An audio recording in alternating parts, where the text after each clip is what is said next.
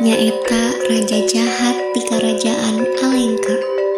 Nyauran abdina anu ngaranna Kala Marica. Hahaha. Marica, ka dieu.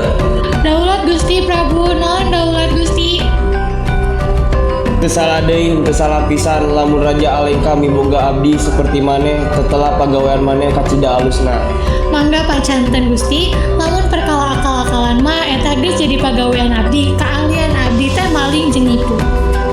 Leres ku aing di aku gawe maneh memang alus. Ayeuna ulang ngabahas perkara Kakang Subali nuker tarung jeung adik kandungna Sungriwa. Maneh sayalah aing ngapung di luhur leuweung dan daka tetelah bener omong kisar pakenaka putri Timantili nu ngaranna Dewi Sinta aya di tengah leuweun dan daka eta. Maneh nyaho teu naon sababna aing murag asih ka Dewi Sinta? Nyaho? Hapunten Gusti, abdi teu uninga. Bodoh, pikiran maneh ka mana? Aing tengan nikahnya Dewi Sinta tina rupana wungkul tapi oge tina hatena sabab Dewi Sinta teh titisan Batari Sri Widawati. Mangsaker di kahayang anjeunna kungsi ku aing di udag. Aduh, kagelisan Sri Widawati teh siga sanggup mecahkeun sakumadunya aing. Ampun Gusti Prabu. Kumaha? Abdi oge kantos ngadangu soal kageulisan Dewi Sinta anu kacida kasohorna, tapi ayeuna mah anjeunna geus dipinang ku pangeran ti aya dia nyaeta Rama Wijaya. Persetan, aing teu peduli, nu penting kahayang aing kahontak. Kusabab eta dinten ieu tugas kadua maneh kumaha wae carana pisahkeun Dewi Sinta ti Rama Wijaya. Kala Marica mimiti mikirkeun siasat licik sangkan Rahwana bisa nyulik Dewi Sinta. Sagala parentah Gusti, abdi sanggup ngalaksanakeunana. Leres Gusti, bakal abdi kalaksanakeun. Kumaha carana? Nu penting mah Dewi Sinta tiasa papisah jeung Rama salakina. Hade, aing sumpah lamun maneh bisa ngawujudkeun kahayang aing, lamun ke maneh paeh bakal aing ijieunkeun kuburan emas. Abdi hoyong keneh hirup, geuning geus didoakeun pae. Hadena mah hadiahna pamajikan beris. Maneh anggap aing naon? Gancang lakukeun. Lamun maneh gagal bakal aing gantung hirup-hirup. Leres Gusti Prabu, abdi laksanakeun. Ulah ngalangkungan parentah keparat. Kala Marica tuluy ngarobah dirina jadi kijang kencana. Kijang buluna emas. Kijang eta ngagoda Dewi Sinta nepi ka akhirna Dewi Sinta kapikat tur hoyong miboga eta kijang. Pangeran Rama tingali eta kijang panona herang pisan. Buluna kacida endahna tur mata katarik. Abdi nyuhunkeun pisan mugi pangeran kersa nangkep kijang kencana eta pikeun janten piaraeun abdi. Leres Dinda Sinta, upami eta kahayang anjeun bakal ku abdi diturutan. Lesmana, Daulat Kakanda, jaga keamanan Dinda Sinta, kalayan Hade. Abdi bade ngudag kijang kencana eta. Leres Kakanda, Rama tumrap kana perangkap sarta ninggalkeun pamajikanna pikeun ngudag kijang anu sabenerna mangrupa jelmaan Kala Marica. Kala Marica anu geus ampir paeh tuluy ngalakeun tipu daya ku cara niron sora. Aduh, adikku Lesmana, tulungan Kakang tatu pama waktu ngudag kijang. Dada Kakang robek ku tandu kijang, getih ngalir tarik. Lesmana, tulungan Kakang. Dewi Sinta kapangaruhan ku sora Marica anu kacida sarupana jeung sora Rama. Aduh Lesmana, eta sora Kakang Rama teu disangka pangeran Rama tetuparna waktu ngudag kijang kencana. Gancang tulungan anjeunna Lesmana, tulungan Kakang anjeun. aduh Dinda, eta lain sora Kakang Rama, eta teh jalmaan musuh anu hayang ngarusak katentraman leuweung dan daka. Ieu Dinda, geura ulah ceurik Dinda, pacenten ka abdi Kakang Rama pasti bakal mulih deui bari mawa kijang kencana. Sakumaha pamundutna anjeun? Lesmana, naon sadapna anjeun teu daek nurut abdi diparentahkeun ku Kakang Rama pikeun ngajaga keselamatan anjeun. Abdi henteu wani ngalanggar parentah Kakang Rama sebab anjeun teh lanceuk abdi anu wajib ku abdi dipatuh. Lesmana, teu kudu deui anjeun nyumputkeun niat goreng dina hate anjeun. Ayeuna abdi ngatos ieu teh rencana licik anjeun. Tetela anjeun miharep Kakang Rama bae, Lesmana. Aduh Dinda, nyeri hate pisan Lesmana ngandenge ngomongan anjeun. Dinda anu ku abdi dihormat sakitu gedena rasa curiga anjeun ka abdi. Hade dinten ieu abdi sumpah senajan sakumaha awewe di dunya paeh ngan bari anjeun hungkul nu Dinda. Abdi rela henteu kawin salanggengna, abdi bakal ngabujang henteu kawin salamina. Jadikeun saksi sumpah abdi Dinda upami ieu sadaya kayang anjeun. Mun hiji pamenta abdi, ulah nepi ka anjeun kaluar tina wates ieu. Abdi bakal ngajaga anjeun ku rancah kalacakra. Ulah nepi ka anjeun ngalengkah kaluar tina garis kalacakra ieu, Kanda. Lesmana nyieun buledan pelindung nyaeta kalacakra pikeun ngajaga Sinta ti sagala rupa kalakuan jahat. Rahwana kacida bungahna ningali Dewi Sinta nyalira di jero leuweung. Hahaha, Sinta, endah pisan maneh teh teu aya deui nu bisa ngalangkang ka hayang abdi. Hayu milu ka abdi, Sinta ku abdi rek dibawa. Rahwana nyoba nembus rajah kalacakra, tapi manehna kakeueun ku kakuatan eta. Wah edan naon ieu teh? Edan aya rajah panyalindungan teu bisa nembusna, hayu ku abdi dicoba deui. Rahwana nyobaan deui, tapi tetep teu mampu nembus rajah kalacakra. Teu eleh ku akal, Rahwana tuluy ngarobah wujud jadi saurang Brahmana kolot nu kacida hausna. Maksudna pikeun nipu Dewi Sinta sangkan kaluar tina wates kalacakra.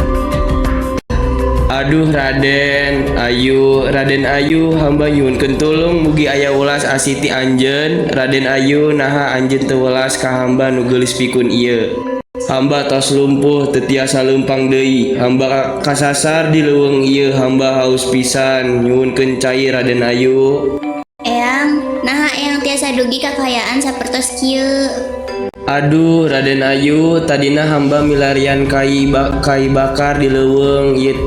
Hamba tos sapuh sering gering tiba-tiba murag teu tiasa gerak deui, punten tulungan hamba Raden Ayu. Ayeuna hamba kacida hausna teu aya satetes cai oge nu hamba mendakan hamba hoyong hirup Raden Ayu. Eyang, hapunten, abdi teu tiasa ka mana-mana. Aduh Raden Ayu, naha anjeun tega, naha anjeun bade ninggali hamba maot di panyeuneun anjeun. Upami kitu hamba pasrah, hamba rela maot di payuneun Putri Endah timantili hamba ikhlas Raden Ayu, hamba ikhlas. Dewi Sinta mimiti goyah hatena, manehna kacida karunya ka Brahmana kolot anu katingalina kacida hausna sarta lumpuh teu mampu ngalengkah. Kulantaran rasa karunya nu pohara gedena, Dewi Sinta tuluy ngalengkah kaluar tina garis wates anu dijieun ku adi salakina Raden Lesmana. Anjeunna kaluar tina rajah kalacakra pikeun mere pitulung ka Brahmana kolot eta. Dewi Sinta teu nyangka yen kolot eta teh sabenerna jelmaan Rahwana. Teu kusangka endah pisan anjeun teh Sinta, kaendahan anjeun sehingga sanggup ngabedah dunia sarua pisan jeung nu aya nu di karaton. Pamajikan abdi Sinta. Ulah kitu ka abdi, lepaskeun abdi ayeuna oge. Kumaha? Lepaskeun abdi. Henteu ieu teh hiji-hijina jalan pikeun abdi meunangkeun anjeun Sinta sing terang kanyaah anu aya dina jero hate abdi ieu. Lahir batin abdi pasarahkeun ka anjeun sebab anjeun teh titisan Sri Widawati. Oh Pangeran Rama. Geus teu kedah anjeun milarian deui, ayeuna mah anjeun geus aya jeung Rahwana. Anjeun moal sangsara, anjeun bakal salawasna ngaraos bagja. Ulah lakukeun ieu ka abdi. Ku abdi anjeun dibawa ka Alengka. Rahwana akhirna nyulik Sinta. Dina lalampahana nuju ka karaton Alengka diraja. Rahwana dicegat ku manuk Garuda anu kawentar nyaeta Jatayu. Hei minggir aranjeun sadayana. Pasrahkeun Dewi Sinta ka abdi ayeuna oge. Wah, kurang ajar. Anjeun wani-wanian ngahalangan ka abdi. Pasrahkeun anjeunna atawa abdi bakal ngalawan anjeun. Sae, tang-tangan anjeun bakal ku abdi ladenan. Rahwana tuluy tarung jeung Jatayu. Papacangan lumangsung ka cida sengitna. Tungtungna Rahwana hasil menangkan peperangan, sedangkan Jatayu atuparna nepi ka teu mampu hibar deui. Di tempat sajen, Raden Lesmana hasil manggihan Raden Rami. Kakang Rama, nah kakang teu kunana naon? Abdi henteu kunaon naon, Lesmana. Kunaon anjeun nyusul ka dieu? Abdi di piwarang ku Kanda Sinta pikeun nyusul kakang. Kunaon anjeun nurut kana omonganana? Kumaha upami aya kajadian nanaon ka anjeunna? Abdi jeung Kanda Sinta sami-sami hariwang ka kakang. Geus hayu urang balik deui. Rama jeung Lesmana mulang deui ka tempat Dewi Sinta. Nanging aranjeunna teu mendakan Dewi Sinta di dinya. Adinda Sinta, anjeun aya di mana? Kanda Sinta, tadi abdi parantos nyuwunkeun sangkan Kanda Sinta tetep aya di jero bunderan. Tangtos anjeunna parantos ngalanggar eta. Aduh, bahaya. Tangtos anjeunna aya di dinya kaayaan picilakaeun. Kakang Rama, hayu urang geura milarian Kakang Sinta. Sae, ayeuna abdi kacida hariwangna ka anjeunna. Di tengah lalampahan, Rama jeung Lesmana papanggih jeung Jatayu anu tatuparna. Rama jadi curiga yen Jatayu teh anu nyulik Dewi Sinta. Kalayan pinuh ku emosi, Rama rek nyerang Jatayu, tapi hasil dicegah ku Lesmana. Tina keterangan Jatayu, Rama jeung Lesmana akhirna terang yen anu nyulik Dewi Sinta teh Rahwana. Sanggeus nyaritakeun sagalana, manuk Garuda eta tungtungna maot. Rama jeung Lesmana tuluy neruskeun lalampahan ka karajaan Rahwana. Di tengah jalan, maranehna patekung jeung Hanuman, saurang kera bodas. Tuanku Rama, mugia abdi kersa ngawula ka tuanku. Hanuman, sebenarnya ayeuna abdi keur keneh nyang hareupan pasuwalan. Pasualan naon tuanku?